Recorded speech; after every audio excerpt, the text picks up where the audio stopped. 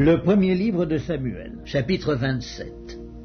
David dit en lui-même, « Je périrai un jour par la main de Saül. Il n'y a rien de mieux pour moi que de me réfugier au pays des Philistins, afin que Saül renonce à me chercher encore dans tout le territoire d'Israël. Ainsi j'échapperai à sa main. » Et David se leva, lui et les 600 hommes qui étaient avec lui, et ils passèrent chez Achish, fils de Maoc, roi de Gath. David et ses gens restèrent à Gath auprès d'Achish. Ils avaient chacun leur famille, et David avait ses 2 femmes, Akinoam de Jizréel et Abigaïl de Carmel, femme de Nabal. Saül, informé que David s'était enfui à Gath, cessa de le chercher. David dit à Achish, « Si j'ai trouvé grâce à tes yeux, qu'on me donne dans l'une des villes du pays un lieu où je puisse demeurer, car pourquoi ton serviteur habiterait-il avec toi dans la ville royale ?» Et ce même jour, Achish lui donna Tsiklag. C'est pourquoi Tsiklag a appartenu au roi de Juda jusqu'à ce jour. Le temps que David demeura dans le pays des Philistins fut d'1 an et 4 mois.